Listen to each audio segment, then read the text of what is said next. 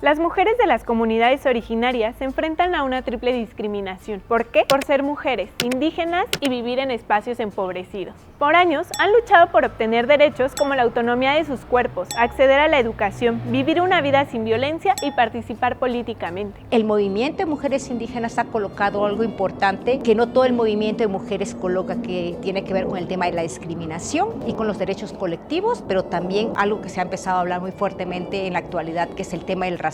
En el país, el 28.1% de las mujeres indígenas fue víctima de algún tipo de discriminación en 2022. Aunque tengamos una presidenta mujer, que yo creo que a muchas nos da fuerza y nos impulsa, aún así, en el día a día, siendo mujeres jóvenes indígenas, hay de pronto muchas cosas que tenemos que demostrar doble o triplemente. A veces pienso, ¿qué tanto se nos cuestiona a las mujeres si tenemos todas estas categorías en las decisiones o acciones que tomamos y qué tanto se le cuestionaría a un varón? A esto se enfrentaron la abogada y primera mujer zapoteca en dirigir la Coordinación de Justicia Intercultural en la Suprema Corte de Justicia de la Nación, Elizabeth Olvera Vázquez, y Nadia López García, primer mujer mixteca en dirigir la Coordinación Nacional de Literatura del Limbal. Tuve que dejar periodos de estudiar para poder tener un espacio de recuperación. Después de la secundaria participo como instructora comunitaria dentro del CONAFE para obtener una beca y poder estudiar el bachillerato. Después del bachillerato dejo otro tiempo de espacio para volver a tener una beca. Estuve como instructora comunitaria por 4 años en comunidades distintas de la región de Oaxaca para poder llegar a estudiar a la universidad. Fui la primera de toda mi casa, bisabuelas, abuelas, mamá, tías, demás, en poder ir a la universidad. Todas las mujeres deberían poder asistir a la universidad, pero no todas lo concretan. En el país, las mujeres que hablan una lengua indígena de 15 años y más no terminan la primaria. Solo el 0.9% de quienes habitan en comunidades estudian la universidad, pero no se sabe cuánto de ese porcentaje son mujeres. El Estado no ha dado nada gratuito. Hay un sistema de estructuras que si perteneces a un pueblo originario o a un pueblo afromexicano te va a costar el doble o el triple. Tiene que ver con esta relación de la pobreza, esta pobreza monetaria, esta pobreza de la distribución de los recursos. Yo no diría que nacemos y crecemos en pobreza, sino que nuestros territorios se han empobrecido tanto que efectivamente se vive en un contexto de desigualdad social, económica, política. La Convención sobre la Eliminación de todas las formas de discriminación contra la mujer recomienda a sus Estados miembros, como nuestro país, garantizar todos los derechos a este sector de la población, considerando la diversidad cultural y sus contextos. Es un documento que las propias instituciones desconocen. La recomendación 39 sigue siendo todavía un pendiente del Estado mexicano para poderlo colocar como un eje transversal dentro de sus políticas públicas. Hay deudas con todas las mujeres, con todas las escritoras, pero con las indígenas todavía son más las deudas. La invisibilidad de las mujeres indígenas también ha ocurrido dentro de sus comunidades. Fue con el surgimiento del Ejército Zapatista de Liberación Nacional en 1994 que comenzó su organización, y es que en un principio fue un movimiento solo de hombres. Al interior se iba gestando también una lucha donde las propias mujeres iban señalando violencias que les cruzaban, y entre ellas las violencias físicas, la violencia psicológica, incluso ya se hablaba de la violencia espiritual, de la salud. Entonces, las mujeres zapatistas y de diversas comunidades comenzaron a participar políticamente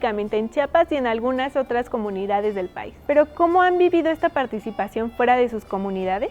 Por mucho tiempo no hubo los espacios suficientes para hacer más audibles y visibles nuestra danza, nuestra música, nuestra literatura, y que hoy día creo yo que no solo aquí en literatura, sino a nivel todo cultura y también a nivel gobierno, se está mirando que es importante desde la trinchera que estemos, desde el espacio profesional que ocupemos, generar espacios para que sean ellas quienes se nombren. Las mujeres indígenas no hemos llegado al poder, hemos llegado a espacios, no ha habido como tal un poder compartido.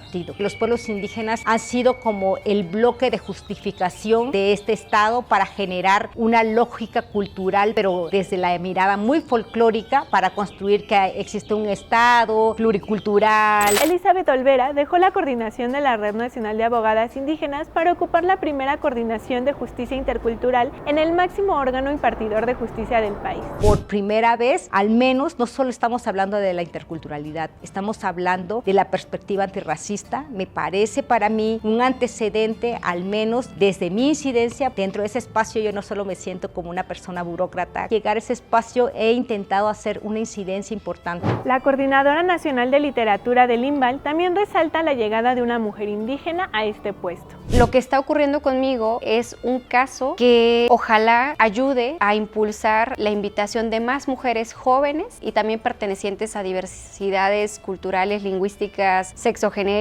a ocupar espacios en donde se puedan tomar decisiones. Si bien los espacios públicos se están abriendo, muy pocas mujeres pueden acceder. ¿Cuántas mujeres se encuentran en los espacios de salud, en los espacios de los poderes judiciales, en los espacios del poder ejecutivo, legislativo, pero haciendo incidencia y no únicamente como cubriendo una cuota como tal? ¿Dónde se encontrarían las mujeres indígenas?